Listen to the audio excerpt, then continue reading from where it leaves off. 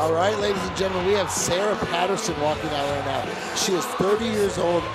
Weighed in at about 210 pounds is what they're fighting at. But I think they weighed in a little bit below that. I believe she was 208. Okay, nice. I know she's about 5'11". She's 6-0 Ami, 2-2 pro. So she's got about, 10 fights under her belt, which I think may come up in this fight because her opponent Erica, I believe, only has one. Well, her opponent only has one MMA fight, but she has a lot of boxing. Okay. So one thing about Sarah, she's actually from Iowa. She drove in from Iowa and just got in, I believe, yesterday to make it to the weigh-ins. I gave her a little crap about it. I'm like, they do have airplanes now. You don't have to drive. She said, it actually made it a little bit better. She could get her head thinking about the fight and actually enjoy the trip and come down here and take this fight. I know she's an independent fighter, but she's a Muay Thai and Jiu-Jitsu practitioner. She got started in fighting as a teenager for the thrill and ended up loving it ever since. What does she do for a day job? She works in a warehouse, so she's one of those blue-collar workers, go out and, lifting boxes, driving forklifts, kind of, putting it out there and, giving it her all every day, which I'm sure we'll see her doing this Steelfist cage. All right.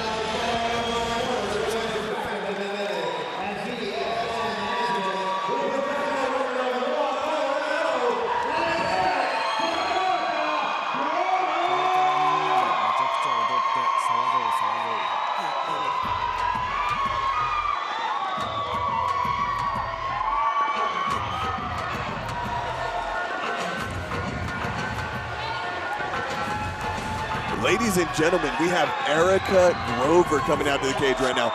This woman is 34 years old, standing 5'9" tall, weighing in. I believe she actually hit at 207 yesterday. But she said she's the 205er. 2 pounds isn't really any difference there in that weight class. She has a professional MMA record of 1-0. She also has a professional boxing record of 1-0, not to count any of the amateur boxing stuff she's done. She's a very strong striker, fighting out of Factum MMA with coaches Eric Wallin and Tim Carroll. What else do we know about this lady? Well, she says that her style is striking, which, you would guess that coming from that boxing background. But now she's getting a little bit of that ground to pound side of things. I know Eric Wallin's a great ground guy, and I'm sure they're putting her to work over there at Factum. You know what actually surprises me about her saying that she's a ground and pound fighter? I have no doubt that she trains the ground game, but she is such a strong and powerful striker. In her first MMA fight, there was no ground. It was just her on her feet, standing, punching, boom, and punching very, very hard. So, I'm excited to see if it does go to the ground, see that ground and pound aspect of her fight game.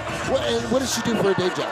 For a day job, she's actually a stay-at-home mom and a photographer for 15 years. I don't think she's a stay-at-home mom for 15 years. She's been a photographer for 15 years, and the majority of the time she's a stay-at-home mom. Did she say anything about who she's dedicating this fight to? Well, she's dedicating this fight to all those that supported her. Her teammates who take the blows, the black eyes, and the neck cranks. Her family, of course, for understanding, when she's gone and she's training, and for everybody that came out to support her and cheered her on for all these fights. All right, so I'm not going to talk about Erica too much right now. I'm not going to talk about Sarah too much right now. I'm going to talk about women's MMA, and I'm going to talk about Steelfist Fight Night. Steelfist Fight Night has one of the largest platforms of women's MMA in the state of Utah. They make sure that at least every single fight night has a minimum of one female fight, and these are usually the fights of the night. These ladies go to work on each other, and you know what? They're usually the most entertaining. They're usually the most action-packed fights. And I'm really excited to see what these ladies do. I know Erica hits like a freight train. Well, and you saw her come out. She runs in, she kind of gives the guns a-blazing to her fans, a huge smile, turns around, starts looking at her opponent, and next thing you know, this thing became serious. You know what? These girls are ready to go. I'm excited to see what happens. You see a nice, it looked like a nice starting of a stance and a moving forward of Sarah, and then Erica just landed those jabs. Oh, yeah. It kind of changed the game face. She's, nice head kick. I did not expect to see that. I did not. I don't think Erica did either. No, Sarah did a great job getting that leg up and turning the hip too. And that was a very technical head kick. Yeah, it was, and she's doing a good job now. Seeing that Erica's coming out swinging, trying to keep that distance really tight. Get a trip, maybe go ahead and put Erica on her back. She's got the body lock. If she can trap the leg and maybe dump to the side after trapping the leg, she can secure that takedown. But Erica's doing a great job of keeping her legs moving and going back. Yes. Well, and she's now got her against the cage. She's kind of got that one, leg through the middle. In this situation, you can see Erica kind of struggling, throwing those blows. Who do you think this position favors, Erica It definitely or favors Sarah? Sarah right now. The way Sarah's able to keep her head away from the danger zones of Erica's striking power, the way she had her head back a little bit, the only thing Erica could do was really punch for the back of the head, which is an illegal blow. So she's not really able to get too much on it right now. Sarah's just doing a great job of kind of controlling the body and controlling what's happening right now in the cage. If she can secure a takedown, I think that it's going to be an amazing thing for her. Well, and she goes for the throw, misses the throw, but puts herself in a poor position. Now here comes Erica, able to be on top. Now, one of the things that I can hear is this crowd going crazy. I mean, we got both of them that have people out here. Remember, Sarah came here from Iowa. And she still got fans. Yes, and she's still got fans. She has a beautiful daughter that she said is joining her. Erica's a stay-at-home mom. This is our all-ages show, or one of the all-ages shows that we do. So you can probably bet that her kids are here. Yes. This place is really going wild for this, female fight, which, much like you mentioned earlier, shows that kind of, big presence of female fighting here at Steelfist. Yeah, and the crowd, like you said, they love it because these ladies, they just put on such a great show. And, right now you're seeing Erica do a lot of stalking and not letting Sarah get up, and works into that transition. And now you're going to see what she said she's good at right now, some ground and pound. Yeah. Well, and here we go. We get that takedown. Sarah's ground game does not look bad. No, it's a very impressive. She was able to grab that leg, and if you guys didn't see it at home, that wasn't just an accidental thing. When Erica came in and got that side position on her, Sarah latched onto the leg and started turning her body kind of towards it at an angle, and was able to reverse it and actually secure.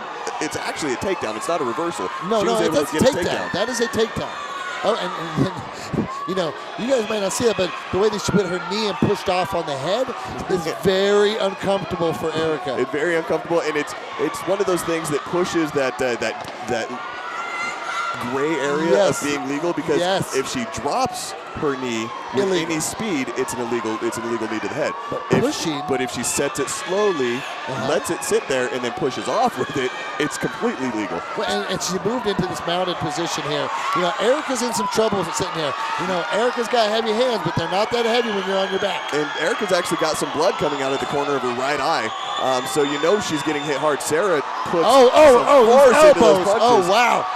This will be stopped pretty soon. She's saying stop, it looks like. No, I think Erica's saying it's not to stop it. Erica's not. Sarah's worried. Sorry, go ahead. Oh, no, I'm just saying, we're talking about the same thing. We're talking about this exchange on the mound where Sarah landed these heavy blows on Erica. At some point in time, Sarah turns around, looks to the referee, says something. I see Erica saying something. They kind of start again, but not, then start, but not. I'll tell you. It's over. Okay, I'm really good at lip reading. I'm actually not. I suck at it. But what I can see, and I mentioned the blood on the right eye of Erica Grover. Sarah landed some really heavy elbows, looked down, saw the bleeding from the eye, which cut open even deeper from that exchange. Looked at Tyler Tomlinson and was trying to get him to look at the cut. Oh, okay. And Erica was saying no. He thought that she was giving up, and Erica was saying no, I'm not giving up. I want to keep going. I'm good. And Sarah was basically saying, look at her eye. And Tyler looked in and saw it, and it's a pretty bad cut. And as an amateur, you don't want to put any danger. We're pro. This is pro. So, it also could go with the position. It is on the eyelid. It is not above the eye. Her eyelid is sliced open. But you know what? So this would be a great thing to ask when we're up there in the cage. You know what? I think you're going to have to do that. I will do that. All right, let's take it to the cage for the official announcement.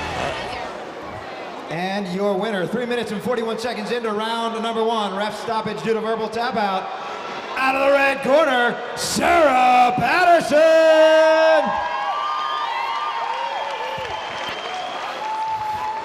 Sarah, let me get you over here.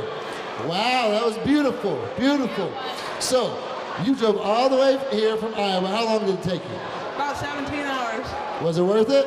Yes, definitely. This is what I live for. I mean, other than my daughter, she is the most important thing in my life. She came here to watch me, so did my mom. And I love MMA. You did a great job out there. So it was kind of hard for us even commentating to hear what was happening. There was kind of, you were dropping these heavy elbows, then there was a pause. Can you tell the fans what happened there? Because I don't think we all know. Well, I was was trying to stop it quickly because when I first came out, she was hitting me hard. And I was a little worried because she is tougher than I thought. But when we were on the ground, I was dropping the elbows and she said, okay, tap, tap. And then it's like she changed her mind for a second, so decided that was it, so. Yeah, and that was kind of what I saw. We were thinking that's what happened. It was really a verbal submission, so apparently that tap, tap, tap was heard.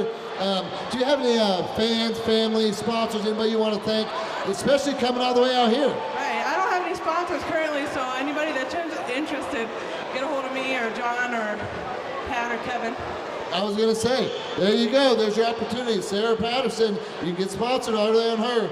Are we going to be able to see you back in this Steelfist cage? I hope so. Talk to Kevin. I want to be back soon.